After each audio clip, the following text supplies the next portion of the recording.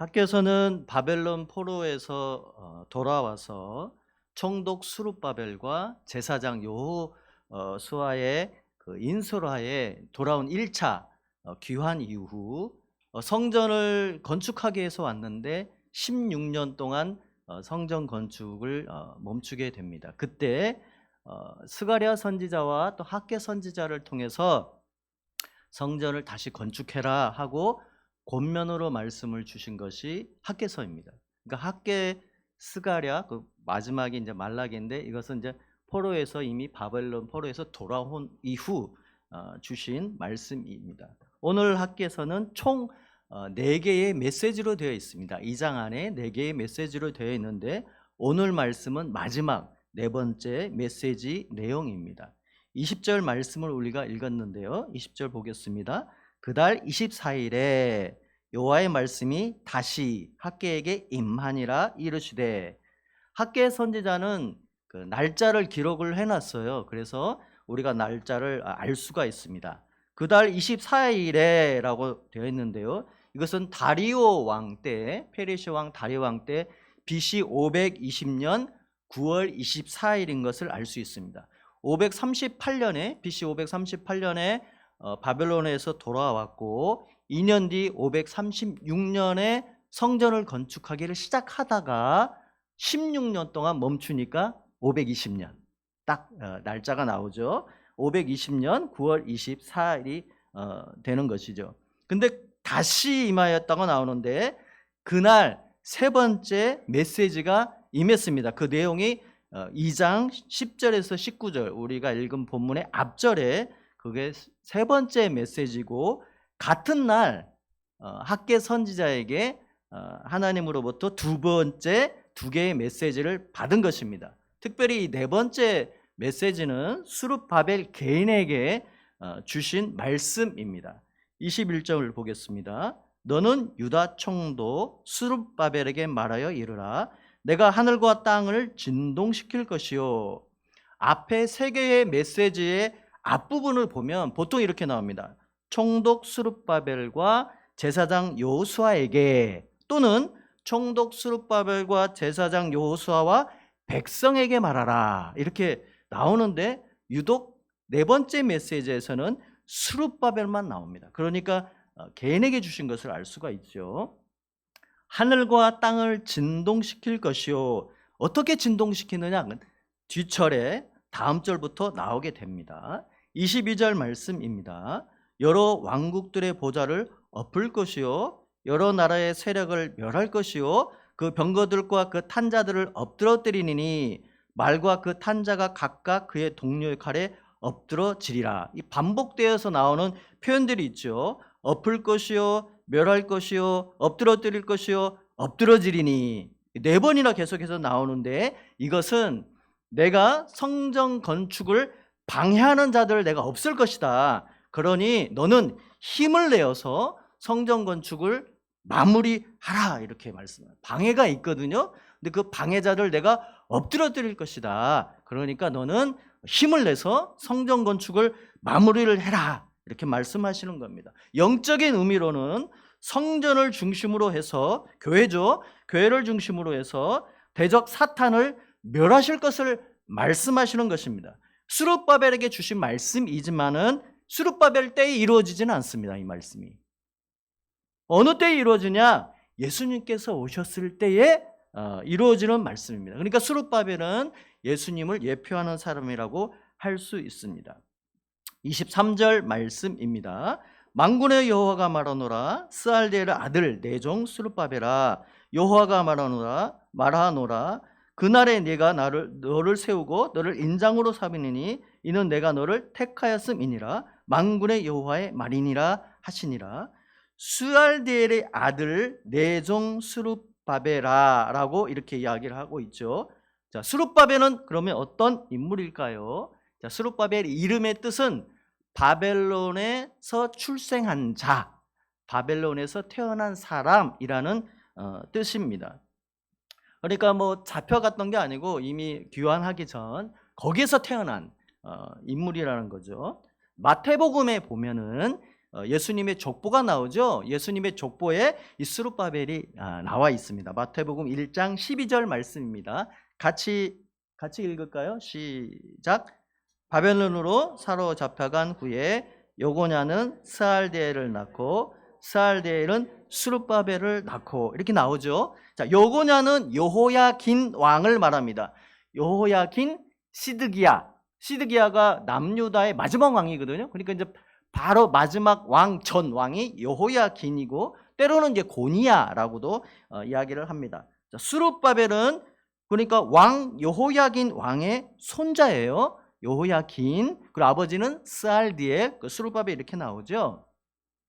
누가복음 3장 27절에도 족보가 나오는데 거기에 또 스룹바벨 이름이 나옵니다. 같이 읽겠습니다.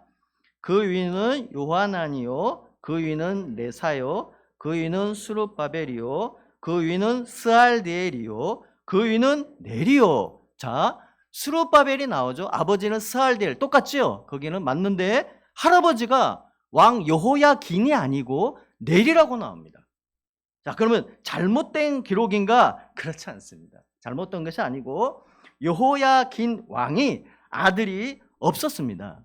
아들이 없어서 네리의 아들들을 스알디엘을 포함해서 그 아들들을 양자로 삼았던 것입니다. 이게 그랜드 주석에 나와요. 주석에. 제 이야기가 아니고 주석에 나오는 이야기입니다. 그러니까 스알디엘은 다윗의 자손이기는 해요. 자손이지만은 왕족은 아닌 거예요. 왕의 계승자는 아닌데 왕의 양자가 그 스룹바벨 아버지 스알디엘이 왕의 양자가 되는 것이죠. 왕의 양자가 돼서 왕자가 된 거네요. 자, 역대상 3장 17절 18절 말씀입니다. 같이 읽겠습니다. 사로잡혀간 여고나의 아들들은 그의 아들 스알디엘과 말기람과 부다야와 세낫살과 여가마와 오사마와 느바다요. 자, 스알디엘과 말기람, 부다야 등 이렇게 쭉 나오는데 형제들이죠. 형제들의 이름인데 그 다음 19절 보겠습니다. 시작. 부다야의 아들들은 스룹바벨과 시므이요, 스룹바벨의 아들은 무술람과 하나냐와 그의 매제 슬로밋과. 자, 여기서는 스룹바벨이 누구의 아들로 나옵니까? 부다야의 아들로 나옵니다. 그러니까 스알디엘과 부다야는 형제예요. 근데 지금까지는 스알디엘의 아들로 나오는데 여기서는 부다야의 아들로 나와요. 이게 어떻게 된 거냐면은 형 스알디엘이 아들이 없이 죽었어요. 그래서 옛날에는 계대 결혼법이라는 게 있어요. 형수를 취해서 형수를 통해서 아들을 낳으면 형의 이름을 이어가요. 그게 법적으로 그렇게 되어져 있었고 반드시 해야 되는 겁니다. 하지 않으면은 우리가 보아스와 룻의 이야기에서도 신발을 벗어 던지는 아주 이건 굉장히 수치스러운 일인데 그런 일들이 나오는 거죠. 그래서 계대 결혼법에 의해서 부다야가 동생이 형의 이름을 이어주는 거예요. 그러니까 친아버지는 부다야예요. 그러나 스알디엘의 아들이 된 것입니다. 자, 오늘 학개서 2장 23절 말씀 읽었는데요. 다시 한번 보겠습니다. 만군의 여호와가 말하노라 스알디엘의 아들 내 종 스룹바벨아, 여호와가 말하노라 그날에 내가 너를 세우고 너를 인장으로 삼으리니 이는 내가 너를 택하였음이니라. 만군의 여호와의 말이니라. 자, 이제 스룹바벨에 대해서 네 가지 표현이 나옵니다. 내 종 스룹바벨아. 유다 총독으로 왔는데요, 하나님께서는 유다 총독으로 부르지 않으시고 아니면 페르시아 왕의 종인데요, 페르시아 왕의 종으로도 부르지 않으시고 나의 종이다, 하나님의 종이다 이렇게 부르시는 겁니다. 하나님께서 내 종이다 이렇게 부르실 때에는 하나님의 뜻을 이루는 종으로서 부르시는 것입니다. 하나님은 총독으로 부르시지 않으셨습니다. 16년 동안 원래 해야 하는 성전 건축인데요 16년 동안 멈췄어요.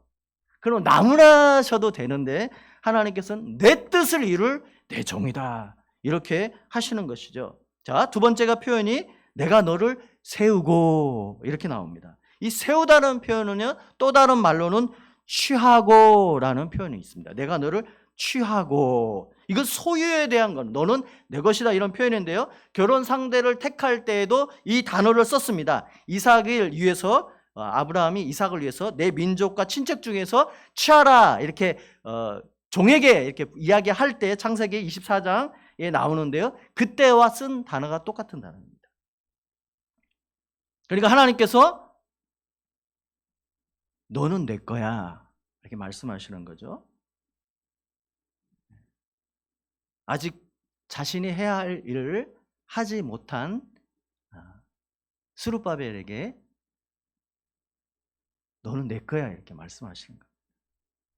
그 말씀에는 내가 함께 할게, 내가 너와 함께 할 거야 이런 말씀이 들어있는 거죠. 자, 인장을 삼으리니 이렇게 표현이 되어 있는데, 자, 인장으로 이렇게 딱 치면은요 왕도 어길 수가 없습니다. 다니엘 사자굴에 들어갔을 때도 왕이 자신이 인장을 쳤기 때문에 그걸 바꾸지 못했던 거죠. 예레미야 22장 24절에서 25절 말씀입니다. 같이 읽겠습니다. 여호와의 말씀이니라. 나의 삶으로 맹세하노니 유다 왕 여호야김의 아들 고니야가 나의 오른손에 인장 반지라 할지라도 내가 빼어 네 생명을 찾는 자의 손과 네가 두려워하는 자의 손 곧 바벨론의 왕 느부갓네살의 손과 갈대안의 손에 줄 것이요. 자, 내가 인장 반지를 빼어서, 왕인데요, 왕의 인장 반지를 빼어서 너희가 그렇게 두려워하는 바벨론 왕에게 줘버릴 거다. 그래서 바벨론의 포로로 잡혀가는 것이죠. 여기서 고니야는 여고냐의 단축이에요. 여호야긴, 여고냐, 고니야 똑같은 말이에요. 여호야긴이죠. 그래서 여호야긴이 이렇게 사로잡혀가는 것인데, 자, 할아버지 여호야긴 때 빼서 느부갓네살 왕에게 왕의 반주를 줘버렸습니다. 그리고 시드기야 왕 이후로 왕이 없습니다, 유다에. 자, 모든 백성들은 다윗 왕가가 이제 끝났다고 생각을 했습니다. 그런데 이 말씀이 있는 거예요. 스룹바벨을 다시 인장으로 삼으리니. 그래서 백성들이 다시 다윗의 언약을 기억을 합니다. 그리고 생각하기를 다윗의 후손이니까 스룹바벨이 그 다윗의 후손을 이어서 왕이 되어서 이 이스라엘 백성을, 이스라엘 나라를 회복할 것이다, 그렇게 생각한 것이죠. 그러나 그렇게 되지는 않았습니다. 왜냐하면 시드기야 이후로 유다의 왕은 없었습니다. 예수님이 오셨을 때에도 헤롯 왕인데, 헤롯은 유대인도 아니고 에돔 족속입니다.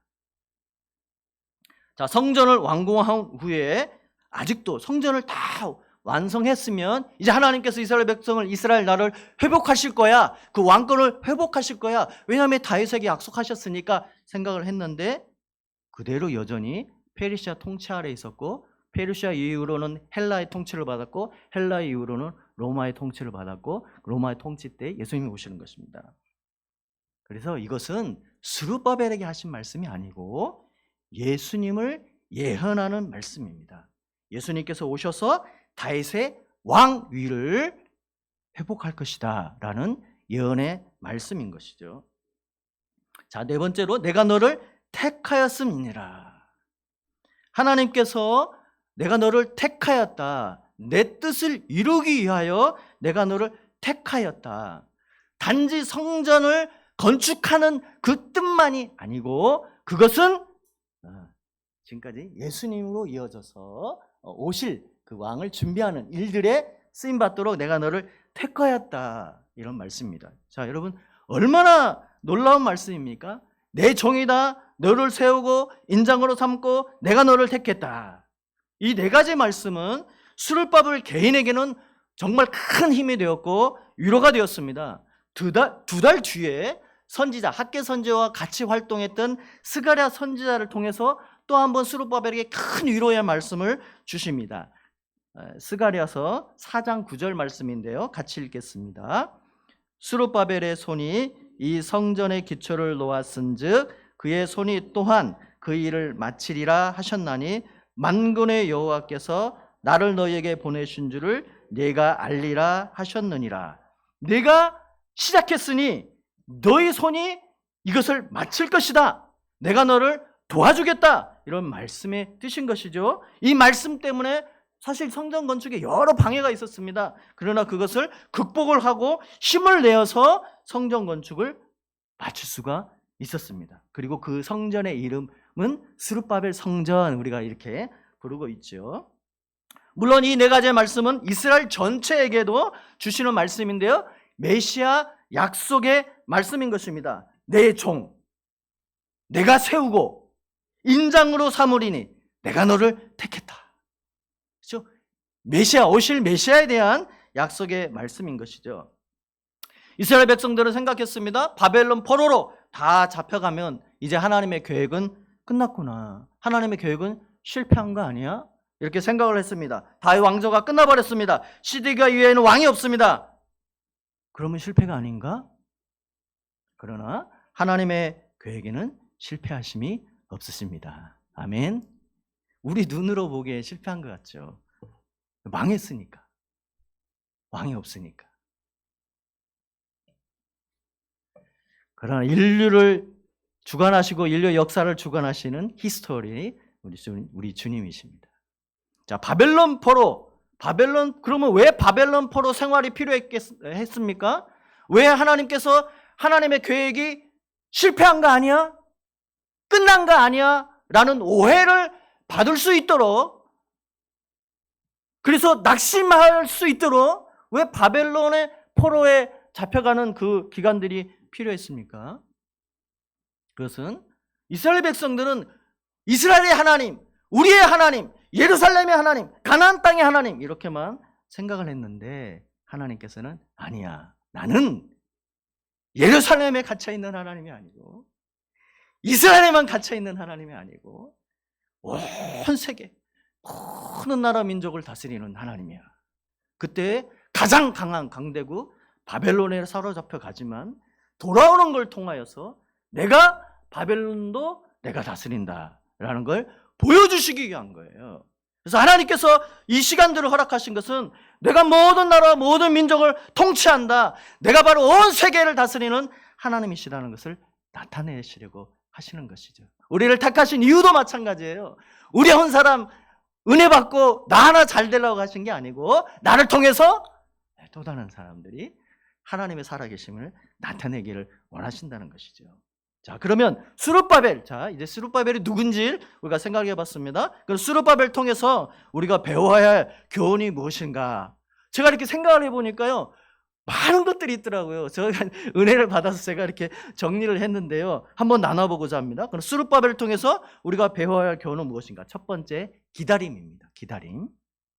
자, 성전을 건축하기 위해서 왔어요.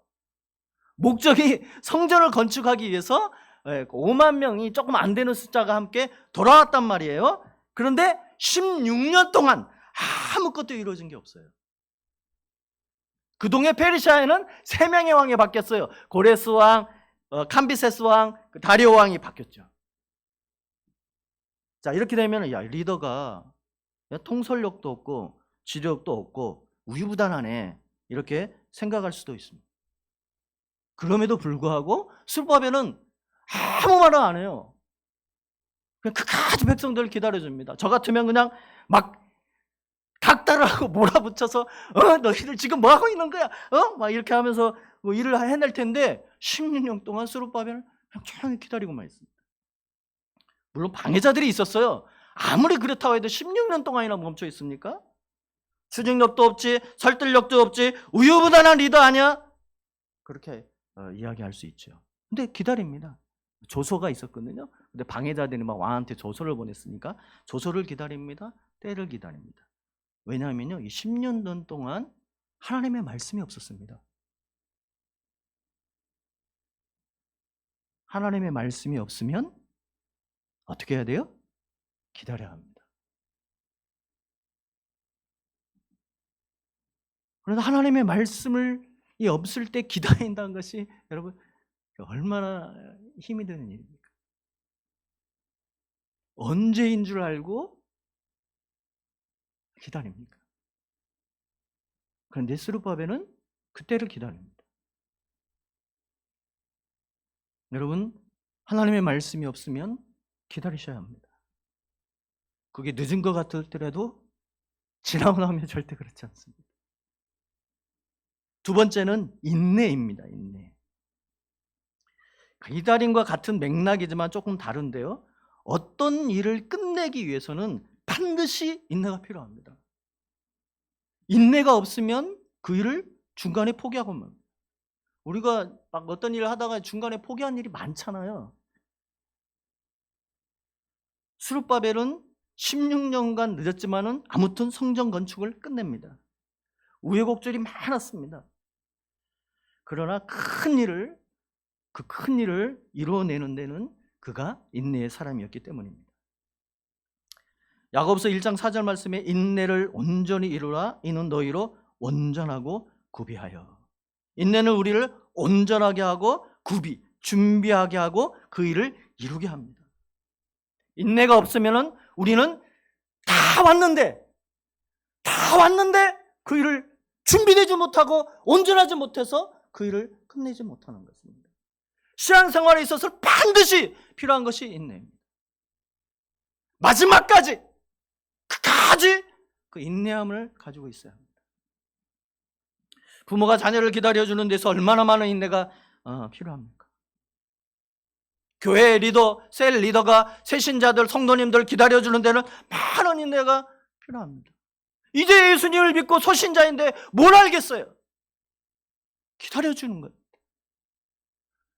제가 이슬람 사역을 했었을 때 어떤 분이 저에게 물어봤습니다. 그 무슬림들을 사역하는 데 있어서 가장 중요한 게 무엇인가요? 제가 기다림이라고 했습니다. 제가 보니까요, 그들 안에서 이슬람이 빠져나가는데 10년이 걸리더라고요. 생각해 보세요. 1300년, 1400년 동안 아버지, 할아버지 때부터 세대되어져서 1300년, 1400년 동안 이슬람 속에 살았어요. 자, 이제 예수님 믿기로 했습니다.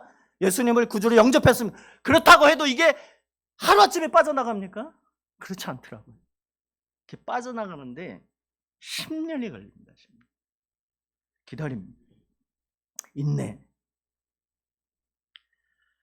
여러분, 인내의 사람이 되시길 바랍니다.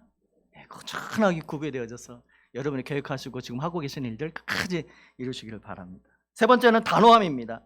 그 반면에 이 단호함이 있는데요, 말씀이 임하자 16년 동안 말씀이 임하지 않았는데 16년 후에 갑자기 학개 선지자를 통해서 스가랴 선지자를 통해서 말씀이 임했습니다. 말씀이 임하자마자 성전 건축을 시작합니다. 시작하면서부터 학개 선지자를 통해서 말씀이 즉시 순종하고요, 즉시 순종했더니 놀랍도록 성령의 도우심이 있었습니다. 말씀이 임하니까 단호하게 바로 시작합니다. 또 하나 있습니다. 에스라서 4장 3절 말씀인데요, 같이 읽겠습니다. 우리 하나님의 에스라서 4장 3절입니다. 우리 하나님의 성전을 건축하는데 너희는 우리와 상관이 없느니라. 이거 무슨 말이냐면 사마리아 사람들이 왔습니다. 야, 너도 왔으니까 그 하나님의 성전을 짓는데 우리도 같이 하자. 어렵잖아요. 좀 같이 하면 되잖아요. 그런데요, 허락을 하지 않습니다. 왜냐하면 아수르의 혼혈 정책을 위해서 사마리아 사람들은 이미 여러 이방 사람들에게 섞여가지고요, 순수 유대인이 아니었어요.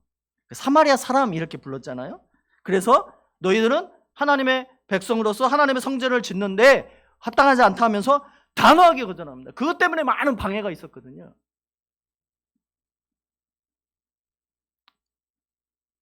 이 기다림과 이 단호함, 이 두 개가 잘 조화를 이루어야 합니다. 기다려야 할 때 막 하고 결단하고 해야 될 때 미적미적 기다리면 안 되는 것이죠. 우리 주님과 손뼉을 딱 잘 맞출 수 있어야 됩니다. 주님께서 가시려고 할 때는 주님의 손을 붙잡고 담대하게 나가고, 주님께서 가만히 아무 말씀 안 하시고 않고 기다리실 때는 기다려야 하는 것이죠. 나의 죄에 대해서는 단호함을 적용해야 됩니다. 죄야, 떠나가! 내가 너를 싫어! 내가 너를 버린다! 하고 끊어버려야 합니다. 그건 내 힘으로 이기는 것이 아니고 예수님의 보혈로 이길 수 있기 때문입니다. 그러나 다른 사람의 죄에 대해서는 우리가 단호함을 적용하면 안 됩니다. 그 사람에게는 기다림을 적용하고 인내로 적용해야 합니다. 특히 신앙이 어린 사람들, 또 우리 청년들, 우리 중고등 아이들, 위해서는 우리 부모의 눈으로 보면은 부족한 것이 많고 옛날 라떼를 생각하면은 헌신된 것이 부족한 것 같지만 여러분 얼마나 귀한지 모릅니다. 무한한 잠재력이 그들 가운데 있기 때문입니다. 믿은 지 얼마 되지 않는 사람을 기다려줄 때 그 속에서 아름다운 열매를 맺어가고 변화되어지는 모습은 정말 아름다워요. 네 번째는 동역자들과 함께 했습니다. 스룹바벨 혼자서 한 것이 아닙니다. 제사장 여호수아, 선지자 학개, 스가랴 선지자가 있습니다. 오늘 본문 말씀도 스룹바벨에게 주신 말씀이라고 했잖아요. 그러면 스룹바벨이 직접 주시면 되잖아요. 그런데 학개 선지자를 통해서 말씀해 주십니다. 성전을 건축하는 일, 즉 교회를 세워가는 일, 하나님의 나라를 세워가는 일에 있어서는 절대로 혼자 할 수가 없고 동역자들과 함께 해야 하는 것입니다. 혼자 하지 못하는 것이 두 가지가 있다고 합니다. 하나는 교란하는 것. 결혼하는 거 혼자 못하겠죠? 요즘은 뭐 짐승들하고도 하고 그러는데 아무튼 그리스도인이 되는 것 또 혼자 하지 못합니다. 놀랍죠? 혼자서 잘 믿을 수 있고 신앙생활 잘 할 수 있는 사람은 없습니다. 교회에 모여서 이렇게 함께 예배하고 함께 위로하고 함께 기도하고 함께 찬양하고 그럴 때 우리의 신앙이 서로 세워져 가고 서로 자라가게 되는 것입니다. 예수님은 교회의 머리이시고 우리는 몸으로서 하나의 각각의 지체들이 모든 지체가 다 똑같지 않지만은 다 소중한 것처럼 우리 한 사람 한 사람이 다 그렇게 소중한 것이고 몸의 지체 중에 하나만 없어도 얼마나 불편합니까? 그래서 우리가 서로가 다 필요한 존재들인 것이죠. 서로 소중히 여기고 또 인정해주고 또 몸으로서 지체로서 그럴 때 교회는 건강해지고 몸이 건강해지고 우리 머리이신 예수님께서는 정말 기뻐하실 것입니다. 주님과 동행하는 교회가 그렇게 되어지기를 간절히 소원합니다. 다섯 번째는 레위 사람들을 돌보아 주었습니다. 느헤미야 12장 47절 상반절 말씀입니다. 제가 읽겠습니다. 스룹바벨 때와 느헤미야 때에는 온 이스라엘이 노래하는 자들과 문지기들에게 날마다 쓸 것을 주되, 레위인들이죠. 노래하는 자들, 문지기들. 자, 우리가 느헤미야가 12년 동안 총독의 녹수를 받지 않고 또 이렇게 섬겼다는 것을 우리는 잘 압니다. 그러나 스룹바벨에 대해서는 모르는데요. 여기 나와 있습니다. 스룹바벨 때와 느헤미야 때 이렇게 나와 있죠. 자, 1차 포로 교환 때는 한 5만 명 가까이 이렇게 돌아왔는데요. 많은 수가 제사장들과 레위인이 돌아왔습니다. 왜죠? 성전이 건축이 되면 성전을 봉사할 사람이 필요했기 때문이죠. 제사를 지내고 여러 가지 뭐 찬양과 여기 나오는 거 문지기 노래하는 사람들 그런 게 다 레위인들 이야기하지 않습니까? 그래서 제사장들과 레위인들이 많이 돌아왔단 말이에요. 그런데 여러분 문제는 성전 건축이 16년 동안 멈췄습니다. 자, 많은 제사장들이 돌아왔고 레위인들이 돌아왔어요. 근데 16년 동안 하는 것이 아무것도 없어. 여러분 어떻게 하시겠습니까? 스룹바벨은 느헤미야와 같이 그들을 도왔다고 나와 있어요. 아마 자기의 녹수를 받지 않았겠죠. 총독의 녹수 받지 않고 그것을 나누어줬습니다. 16년 동안. 만약에 그렇게 하지 않았다고 한다면요, 자, 16년 뒤에 성전을 다시 재건하고 4년 만에 성전이 완공이 됩니다. 자, 성전이 완공이 됐는데 만약에 16년 동안 스룹바벨에 도와주지 않았다면, 돌보지 않았다면 제사장과 레위인들은 다 떠났을 것입니다. 성전은 완공이 됐는데 교회를 봉사할 사람이 없는 거예요. 그러나 스룹바벨은 16년 동안 야 너희들 뭐 하고 있어? 너희들 아무것도 하지 않네? 너희들은 먹을 것 자격도 없어. 그렇게 하지 않고 그들을 끝까지 돌봐줍니다. 자기 것을 나눠주면서. 그랬더니 성전이 완공이 됐을 때 그들이 자신의 역할을 충분히 감당할 수 있었던 것입니다. 그는 도와주고 긍휼히 여겨주고 하는 사람이었습니다. 여섯 번째, 스룹바벨의 삶에는 은혜가 있습니다. 우리가 앞에서 봤죠? 아버지가 왕의 양자가 돼요. 그렇죠? 또 자신도 양자가 됩니다. 고레스 왕 다리오, 사실 다리오 자세히 이야기할 수는 없지만 다리오 왕과 이렇게 친분이 있었다고 그래요. 그래서 다리오 왕으로부터 도움도 많이 받습니다. 왜냐하면 처음에 왔는데 가지고 온 돈을 다 써버렸어요. 16년 동안 돈이 없거든요. 성경에 나오지 않지만 내려오는 역사적인 사실로 보면은 스룹바벨이 다시 한번 페르시아에 갔다가 그때가 친구였던 다리오가 원래 장군이었는데 왕이 된 거예요. 그래서 야, 그 조그마한 성전 하나 못 지어? 내가 죽게 하고 다리오 왕이 이렇게 많은 돈을 주고 가지고 와서 성전을 짓게 되는데요. 아무튼 이런 은혜가 있습니다. 삶에 하나님의 은혜가 있다는 것은 매우 중요합니다. 왜냐하면 우리는 은혜 없이는 우리 살 수 없기 때문입니다. 매 순간 사실은 우리는 은혜로 살아가고 있습니다. 이렇게 아는 것이 중요한 거죠. 아까 우리 찬양하시는 간사님처럼 우리가 온 것 같지만은 하나님께서 부르시지 않으면 이 자리에 없을 것입니다. 그래서 늘 은혜에 감사하고 시편의 기자처럼 내게 주신 모든 은혜를 내가 여호와께 무엇으로 보답할까? 내게 주신 모든 은혜를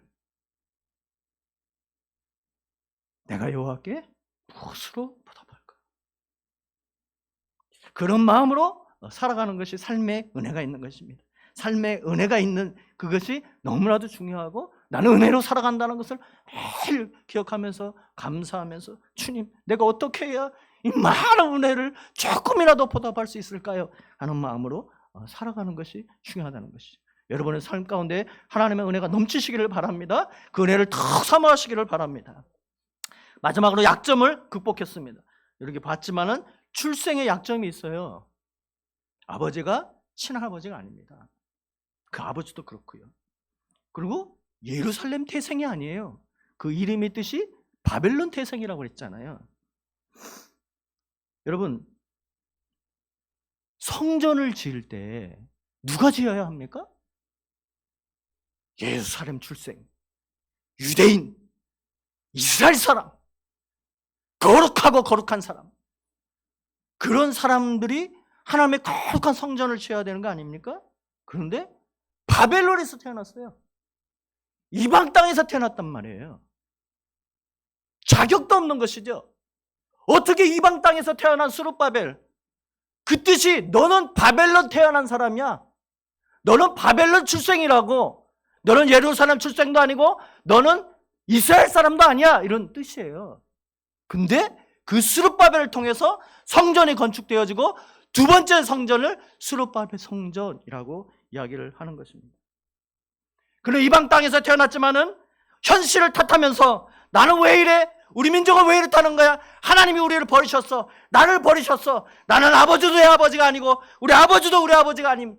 그런 삶에 한탄을 하면서 현실 도피를 하지를 않았습니다. 많은 약점이 있지요. 그러나 그 속에서도 그 약점들을 극복하고 최선의 삶을 살아가고 반드시 하나님의 뜻이 있다. 그래서 준비하고 그랬을 때 총독이 되었을 뿐만 아니라 하나님의 거룩하신 일, 성전을 지으신 일들에 쓰임받을 수 있었던 것입니다. 기다림, 인내, 단호함, 동역자, 긍휼. 여러분 누가 생각이 나십니까? 저는 예수님이 생각이 나더라고요.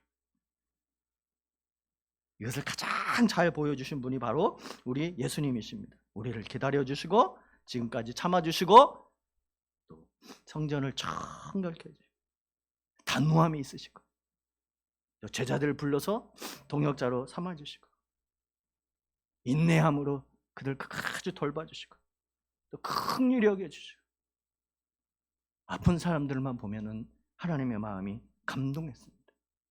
예수님의 마음이 감동했습니다. 하나님의 사랑 없이 살아가는, 하나님의 은혜 없이 살아감으로 고생하고 있는 저들을 보시면서 늘 긍휼히 여기셨습니다. 때로는 울기도 하셨습니다.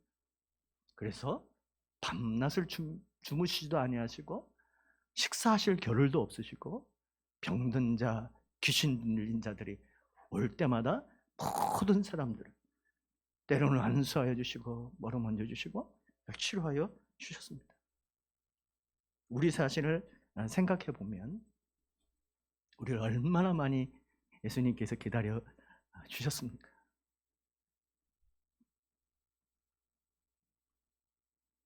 그 젊은 날의 수많은 시간들을 주님 없이 살아올 때도 있었습니다.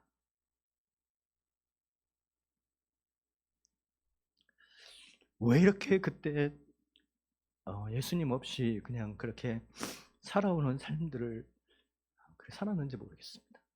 저는 27에 예수님을 영접하게 됐는데요.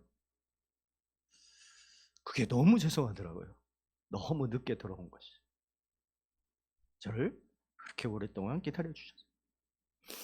목사로 삼으시고 선교사로 삼으셨지만은 너무나도 부족하고 죄짓고 불순종하고 의심 많고 나약하게 짝이 없는데도 참아주십니다.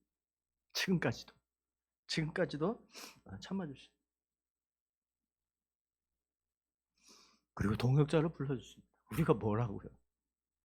주님께서 다 하실 수 있으세요. 근데 우리 한 사람 한 사람을 동역자로 부르셔서 예수님의 몸인 이 교회, 믿음의 공동체를 세워가게 하십니다. 우리에게 상급을 주시려고 하시는 것이죠. 그리고 주님과 함께 일을 하면서 그 기쁨을 누리고 주님의 부어주시는 그 능력을 우리가 맛보고 그렇게 살라는 것이죠. 주님은 늘 긍휼히 여겨 주십니다. 여러분의 연약함, 때로는 부족함, 때로는 죄짓는 모습들, 우리 인간이기 때문에 우리가 몸을 입고 이 땅에서 살아가고 이 땅에 죄가 있고 사탄이 있기 때문에 우리가 죄를 짓지 않을 수가 없다는 것 우리 주님 잘 아십니다. 그럴 때마다 주님 앞에 다 가기만 하면 됩니다. 긍휼이 많으신 우리 주님이십니다. 우리가 생각하는 것 이상으로 여러분이 나오시기를 기다리고 계시는 것이죠. 나오시면은 아무 말씀 안 하십니다. 그냥 안아주시기만 하시죠. 예수님의 생각이 납니다. 스룹바벨을 통해서. 물론 부족한 우리 자신들을 또한 돌아보게 되죠. 여러분이 잘 알고 계시는 스갈에서 9장 9절 말씀입니다. 스갈에서 9장 9절 말씀 같이 읽겠습니다. 시온에 따라 크게 기뻐할지어다. 예루살렘에 따라 즐거이 부를지어다. 보라, 내 왕이 내게 임하시나니 그는 공의로우시며 긍휼을 베푸시며 겸손하셔서 나귀를 타시나니 나귀의 작은 것 곧 나귀 새끼. 너무 잘 하시는 말씀이시죠? 나귀를 타고 오시는 겸손의 왕에 대한 예언의 말씀이 바로 이 스갈에서 9장 9절 말씀인데요. 이 스갈에서는 아까도 말씀드렸듯이 학개 선지자와 동시대에 활동했던 것이고, 그리고 이 말씀을 스룹바벨에게 해주시는 말씀인데요. 아직 성전을 짓지 않았을 때에 주신 말씀입니다. 성전을 짓기 위해서 돌아왔는데 16년 동안 멈추고 있었습니다.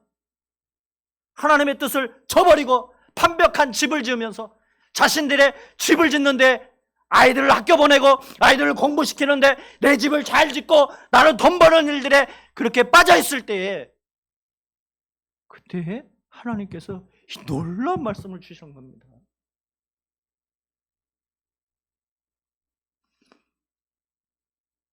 너희에게 한 왕이 임하리니 그는 겸손하여서 나귀의 새끼를 타고 올 것이다. 어쩌면 사람들은 이 말씀을 듣고 야, 스룹바벨이 다윗의 후손으로 왕이 될 거야 라고 기대했는지 모르겠습니다. 그러나 스룹바벨은 알고 있었습니다.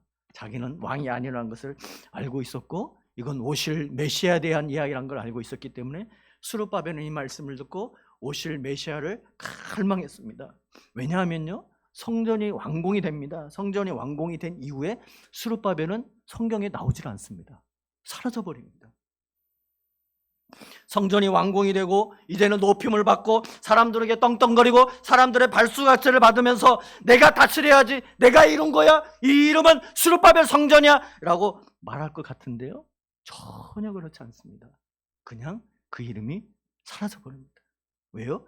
나는 왕이 아니고 오실 그분, 바로 그분이 있기 때문에 그분만을 바라보면서 살았던 것입니다.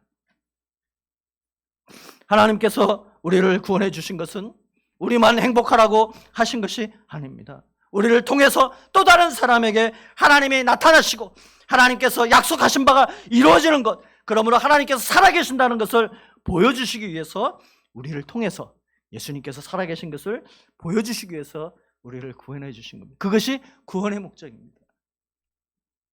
오늘 이제 말씀의 결론입니다. 스룹바벨과 이스라엘 백성들을 통해서 우리의 모습을 보게 되어집니다. 그들은 헌신이 부족했습니다. 완벽한 집을 지으면서 자기 생활에 빠져 있었습니다. 그런 그들에게 예수님의 오시는 메시아 약속을 주셨습니다. 너무 놀랐습니다. 하나님을 잃어버리고 살아야 할 목적도 잊어버리고 살아가는 그들에게 메시아 약속을 주십니다. 우리도 마찬가지입니다. 헌신이 부족하고 우리 생활에 빠져 살아갈 때가 많고 또 공부에 지쳐 있을 때가 많고 직장이나 또 삶이나 자녀에게 빠져 있을 때가 많아요. 그런 우리에게 주님의 약속의 말씀을 주시는 것입니다. 너는 내 종이다. 내가 너를 세우리라. 내가 너를 인장으로 삼겠다. 내가 너를 택하였다. 말씀해 주시는 것입니다. 주님, 저는 주님의 종입니다. 주님께서 저를 세워주셨습니다. 주님, 저를 인장으로 삼아주셨습니다. 주님께서 저를 택하여 주셨습니다. 나는 주님의 종입니다. 주님께서 저를 택하여 주신 것입니다. 라고 고백할 수 있는 여러분이 되시기를 바랍니다. 첫 번째 성전이 솔로몬 성전이고 두 번째 성전이 스룹바벨 성전이라고 하는데요, 화려함에 있어서는 비교가 되지 않습니다. 솔로몬 성전은 온통 금으로 다 덮어놨는데요, 스룹바벨 성전은 나무로 지었던 것입니다. 그 화려함에는 전혀 비교가 되지 않는데요, 이 초라한 스룹바벨 성전을 보고 이미 솔로몬 성전을 보았던 나이 많은 사람들은 울기도 하였습니다. 너무 초라하니까 울기도 하였던 것인데요, 하나님께서 이렇게 말씀하십니다. 학개서 2장 9절 말씀에 하나님께서는 이 성전의 나중 영광이 이전 영광보다 클 것이라 말씀하시는 것입니다. 그 이유는 이곳에 이 스룹바벨이 나무로 지었지만은 그 초라한 그 성전에 참 성전이신 예수님께서 인간의 몸으로 오셔서 성전을 방문하시기 때문입니다. 우리는 약점도 많고 부족한 것도 많고 우리의 일에 빠져 살 때가 많고 하나님을 잃어버릴 때도 많고 때로는 우리를 향하신 목적도 다 잃어버릴 때도 많고 내가 해야 할 일도 마저도 잊어버릴 때가 많습니다. 그런데 예수님께서는 그 피값으로 우리를 사셔서 우리를 양자 삼아주시고 그런 우리를 통해서 교회, 믿음의 공동체를 세워가시고 그리고 하나님의 영광이 그곳에 충만히 임하실 이 놀라운 일들을 우리에게 약속해 주시는 것입니다. 그렇게 여러분을 택하시고 여러분을 부르신 그 하나님의 목적에 따라서 교회를 세워가시고 믿음의 공동체를 세워가시고 하나님의 영광이 임하시는데 쓰임 받으시는 여러분 되시기를 축복합니다. 우리 합심 기도하겠습니다. 주님을 사모합니다. 주님께 쓰임 받기를 원합니다. 교회를 세우시는 일에 주님의 몸을 세우시는 일,